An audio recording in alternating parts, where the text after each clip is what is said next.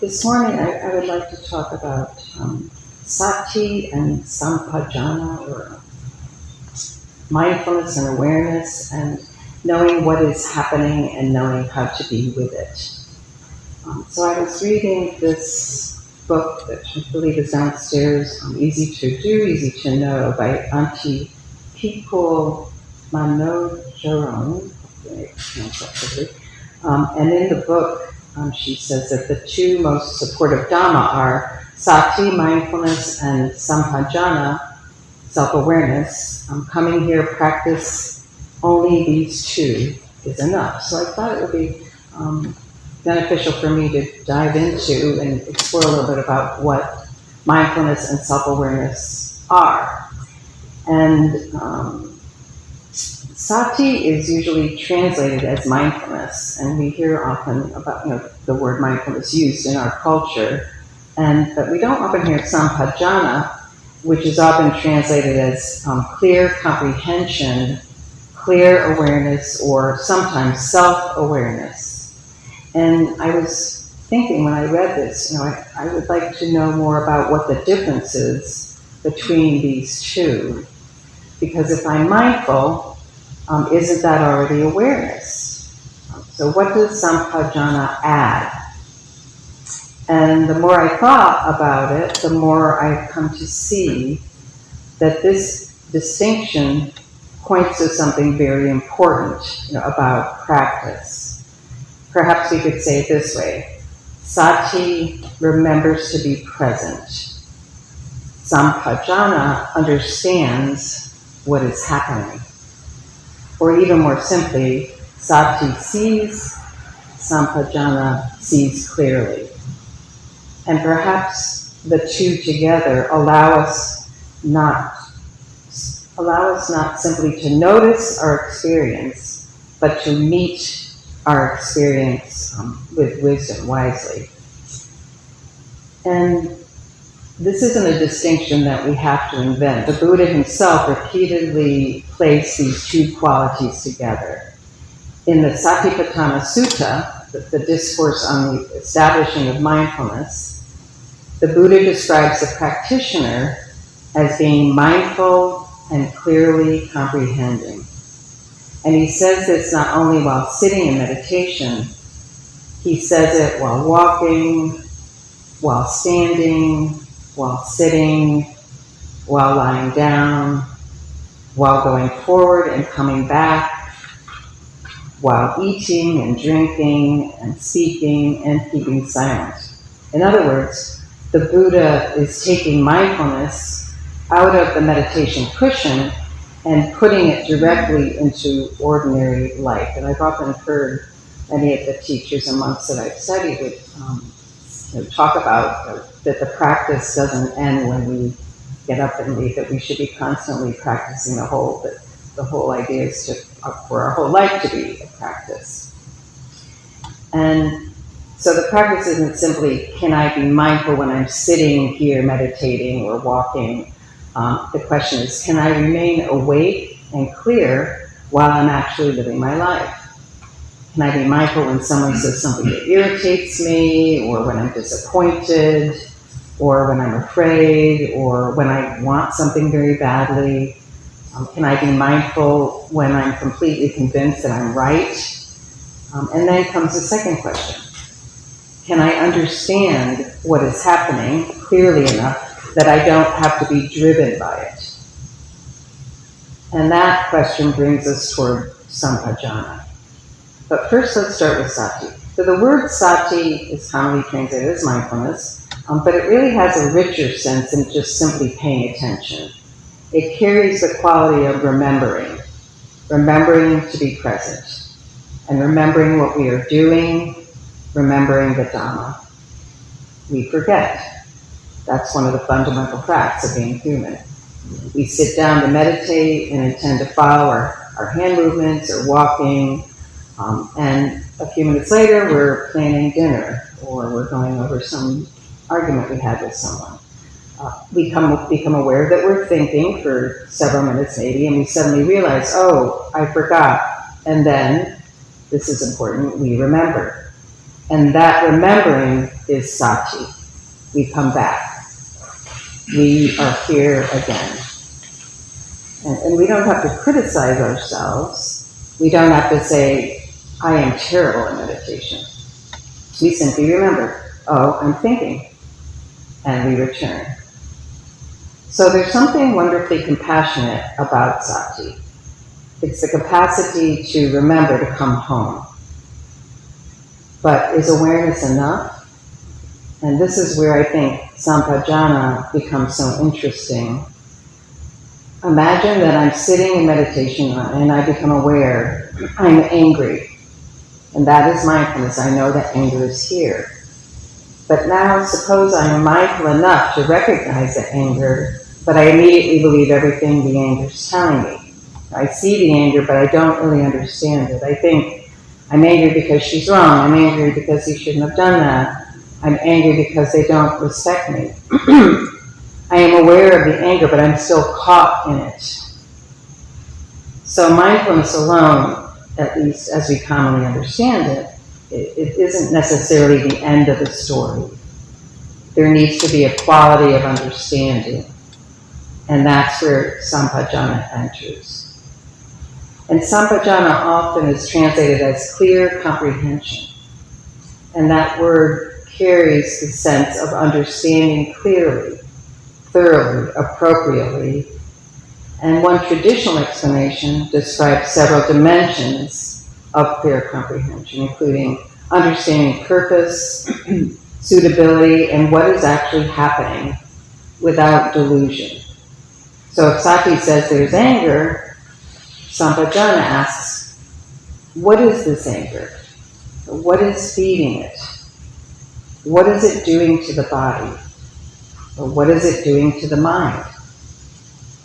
What am I about to do because of it? And that action is, actually the question is that action skillful? Will it lead towards suffering or away from suffering? And perhaps most importantly, can I see this experience without being completely identified with it? This is a different kind of awareness. So imagine if someone sends you a text message that you find upsetting, you read it, and your stomach tightens, your heart begins to beat faster, you feel heat in your chest, and your mind immediately starts producing thoughts. I can't believe she said that. She always does this. I'm going to tell her exactly what I think. Sati says, stop, notice. There is anger. There's tightening in the body. There are thoughts. That's already a beautiful moment of practice. But then Sampajañña comes in and says, what is actually happening here? Maybe you notice that the body is frightened. Maybe underneath the anger there's hurt. Maybe underneath the hurt there's a longing to be respected. And maybe you realize that if you answer right now, you'll probably say something you don't really mean. And suddenly there's a little space. Nothing outside you has changed. The text message hasn't changed. The other person hasn't changed. But your relationship to your experience has changed. And that is practice. So mindfulness is not merely observing.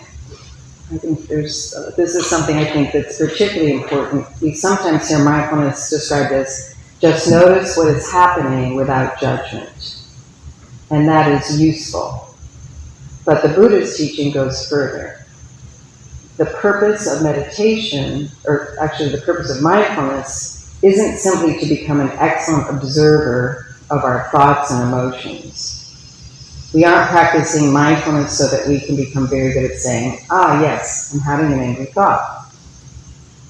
And then continue behaving exactly as we always have. The Buddha's teaching is aimed at liberation from suffering. So the awareness has to become wisdom. The observation has to become understanding. And the understanding has to affect how we live. And that is why I find the pairing of Sati and Sampajañña so powerful. Sati brings us into contact with experience. Sampajañña helps us understand experience. And that understanding gives us freedom. So a little story to exemplify this a little bit. Imagine a person's walking down a road and suddenly realizes there's a snake in the path. The first thing is simply to see it. There's a snake. That is awareness. But imagine that the person doesn't know what a snake is. They might walk right toward it. They're aware of the snake, but they don't understand the danger.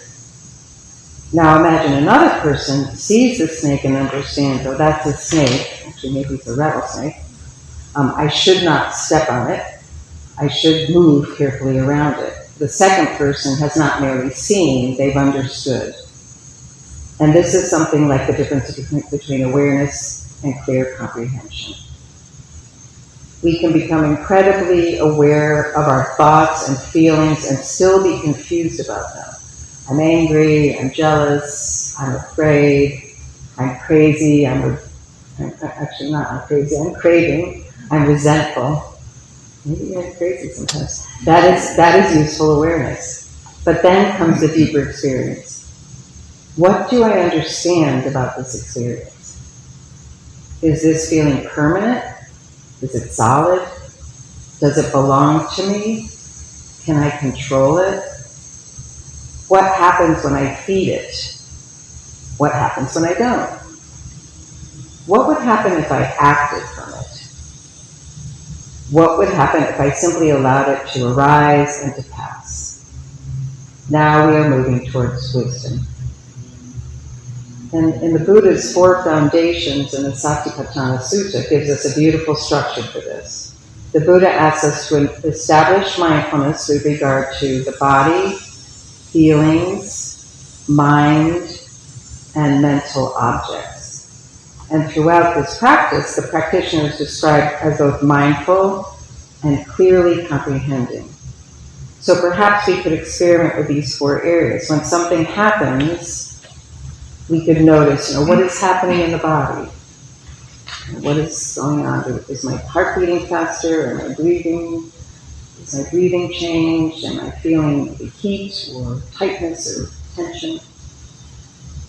Is this feeling pleasant or is it unpleasant or neutral? And then noticing in the mind, what is the state of my mind right now? What is happening according to the patterns of the mind? Is there craving, or is there aversion, or clinging, or fear, restlessness, impermanence? And then what do I understand about all of this? And that is where the practice becomes transformative. And this becomes especially interesting in very ordinary situations. Like suppose I'm waiting for someone, and they are late. And I notice myself becoming irritated. So Sati would say, I'm irritated, And then I notice the thoughts, I notice the tension, I have the urge to check my phone, I notice the story. People don't respect me, they don't respect my time. Then Sampajañña. What is actually happening? Someone is late. That's all I actually know. Everything else may be a story. Perhaps there is a very real inconvenience. Or perhaps I do need to address it, but I don't need to add unnecessary suffering. I can see the irritation. I can understand the irritation, and I can choose what to do next. And that little space between feeling and action is incredibly important, because that space is where freedom lives. And then there's another subtle point here. Awareness itself isn't necessarily wholesome. A person can be extremely aware and still use that awareness in an unskillful way. A person can be very observant, very psychologically sophisticated, very good at analyzing themselves and everyone around them, and still be caught in greed, aversion, pride, fear, and delusion. So the Buddhist practice isn't simply know yourself, it is know yourself clearly enough to see through the causes of suffering. That's a much deeper invitation. So I've been playing with a few ways of describing the relationship. Perhaps Sati's the flashlight, Sampajañña, or seeing what the flashlight Sampajañña is seeing what the flashlight reveals. Or Sati says, pay attention. Sampajañña says, look carefully. Or Sati remembers to come home, and Sampajañña helps us understand what we find when we get home. And I particularly like the last one, because so much of practice is remembering to come home. We get lost, we get swept away, and we become identified with the story. And then suddenly, we remember, we come back. And when we come back, we don't simply say, what am I experiencing? We also ask, what is true here? What is happening? What is skillful? What leads towards freedom? And perhaps that's why this teaching struck me so deeply. Practice only these two, Sati-Sampajañña. We could make this extremely simple. Throughout the day, pause and ask two questions. One, what is happening right now? That is Sati. And then two, do I understand what is happening clearly? And that is Sampajañña. Maybe you're angry, or anxious, or you're rushing, or you're lonely, or happy, or craving something, or resisting something. First know it, then understand it. And then perhaps choose wisely. And perhaps this is the most important part. The Buddha didn't tell us to practice clear comprehension only when sitting on a meditation cushion. He specifically described it in ordinary movements of life. Walking, standing, sitting, eating, drinking, keeping silence, speaking, going forward, coming back. In other words, this is where our practice lives. In the kitchen, in the car, in conversation, in an argument, while waiting, while making a decision, while receiving criticism, while being praised, while we're tired or disappointed or afraid. Every one of these moments gives us an opportunity to practice Sati and Sampajañña. And maybe that is enough. We don't necessarily need another complicated practice.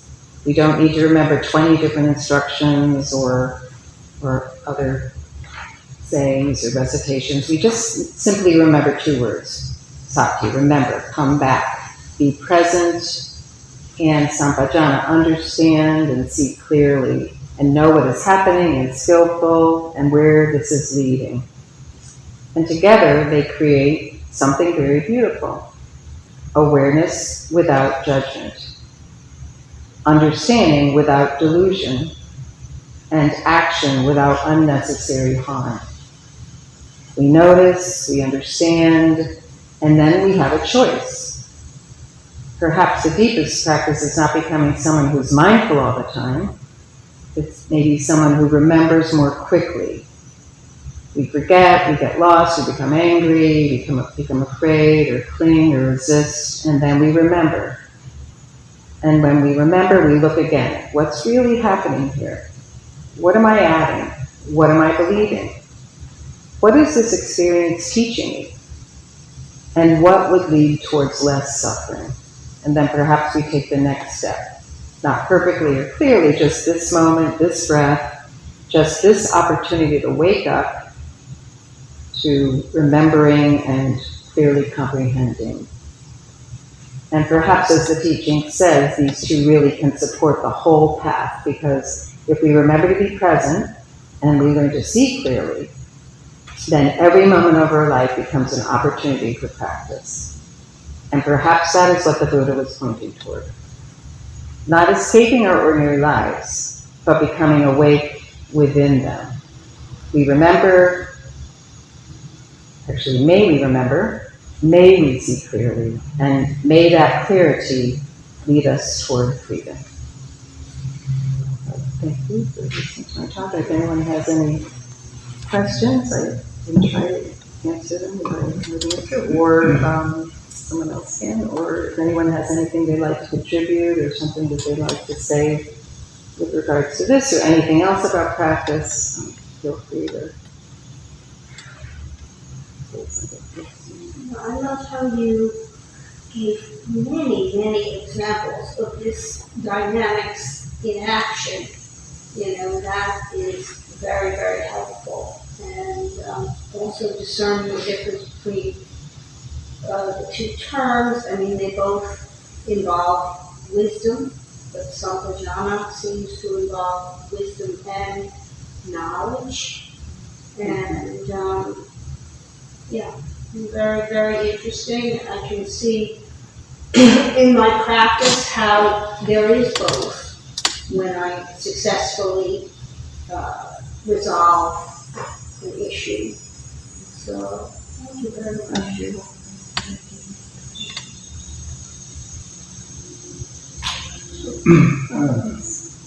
So I love your talk. It was very clear, and very good concepts that are always floating around, but this is a clear way to understand it. And on a practical side, sometimes in daily life, conversations with people, family members, or for giving example, somebody that I love very dearly, but sometimes it's very irritating the way the thought process, because the person lacks all of this awareness and understanding. So everything's about a story, reaction.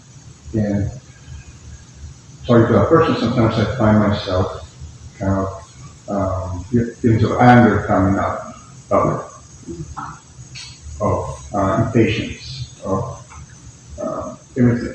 Like it's very hard sometimes to have a conversation because everything changes because it's all a story basically. Nothing is really strong. So my question is more in terms of once you're aware of that and you understand maybe where where I'm coming from, where's that anger, and I guess I would need more empathy, compassion to the other person. But then how do you get past that point when you feel empathy, you feel compassion, you don't react, you don't get angry, but the person continues to be the same. So it's almost like you have a relationship that's based on, okay, I understand this person. We're never going to agree on many, personal things, emotional things.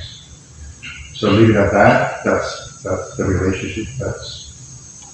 It is what it is, kind of thing. It's not very satisfying, but so I don't know, somewhere in there there's a question.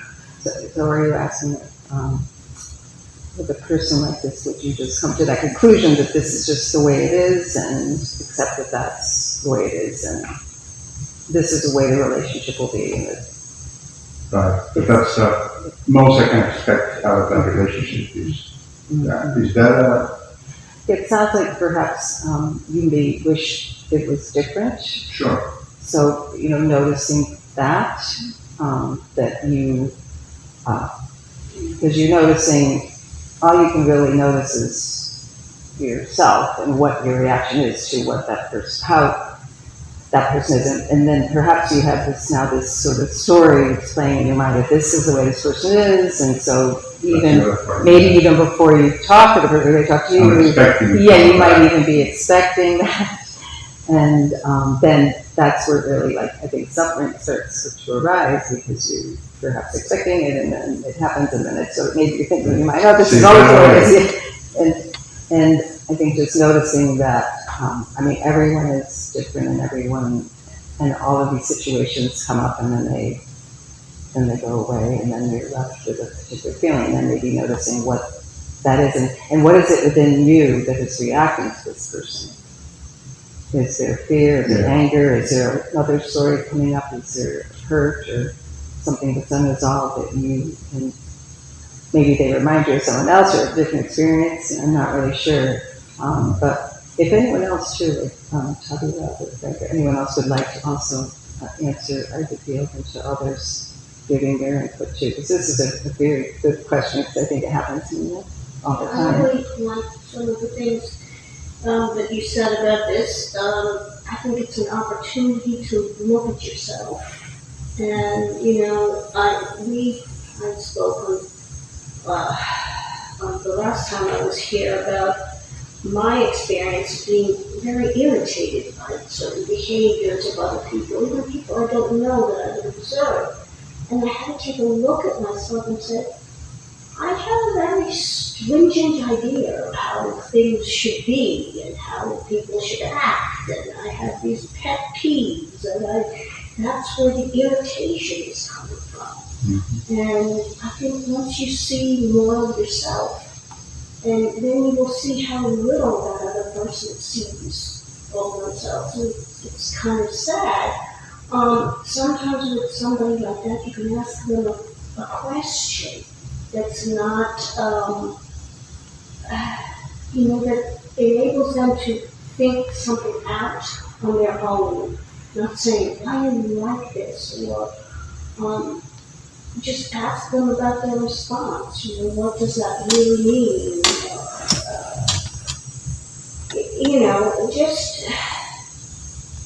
And also what Barbara said, do you want it to be something else? Are you resentful that they can't get past certain hurdles and they're just so stuck and they keep running into that same wall, and it's irritating, and you're sitting there, you obviously value introspection and self-awareness, and you see this person not doing that, not having even any clue that there is such a thing. So, then they think they do sometimes. Right, I've been told by people who are here's my own judgment, but a little off the wall and have made terrible decisions and, things are not going so well, that I have no self-awareness. And I was, and I just swallowed and took a breath and didn't go any further, so it's tricky, for sure.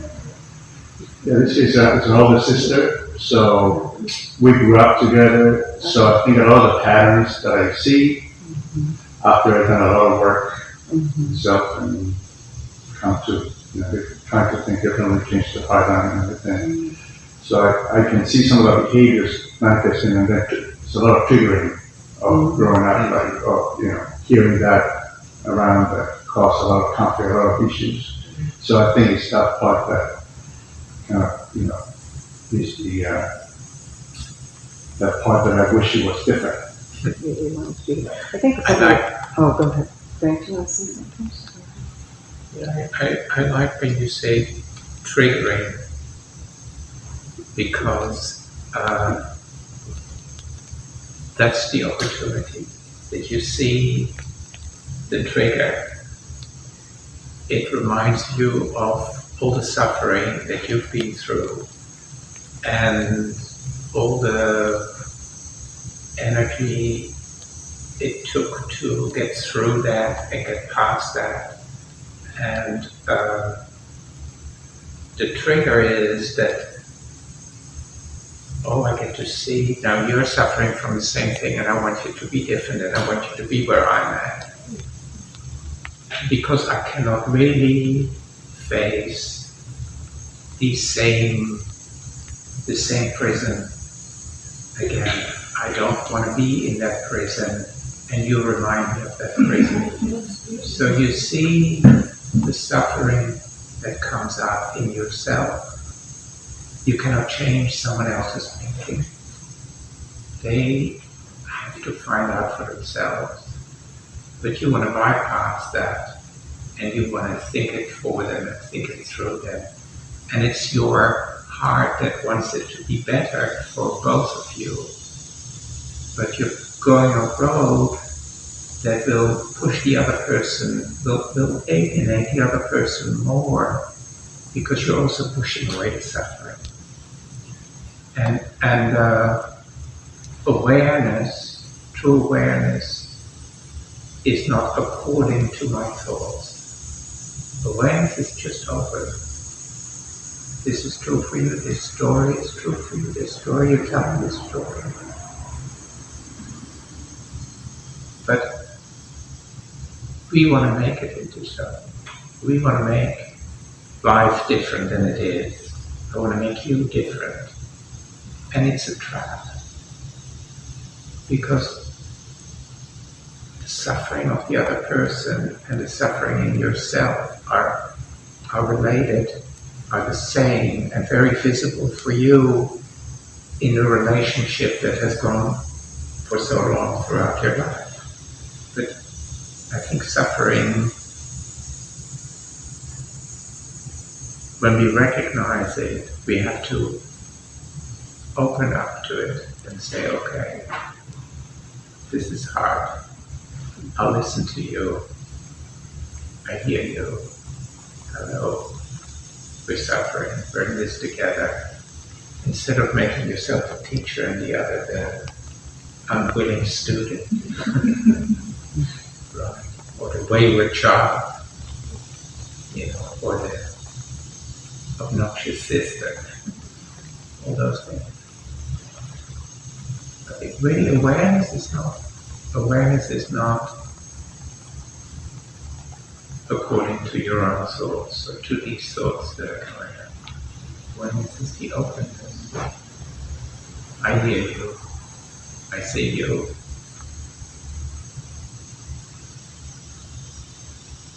I'm with you. All marriages fall apart with this problem. Right? This is the end of all relationships. I don't want you to wear your hair this way. I don't want you to be this way. I don't want you to be that way. And so I think the key is in yourself, in knowing your own suffering inside. And seeing that and forgiving yourself for that over and over again, not judging yourself for it, and over and over coming back to not my will, but here we are.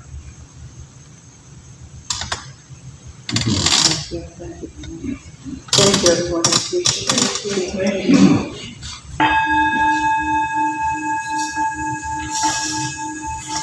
Thank you, Barbara.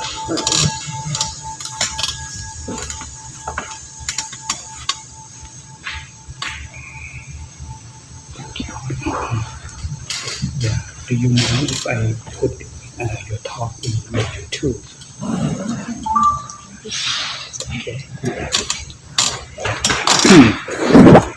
Put it in YouTube. Could you send me the link? Yeah. Thank you so much, Tommy.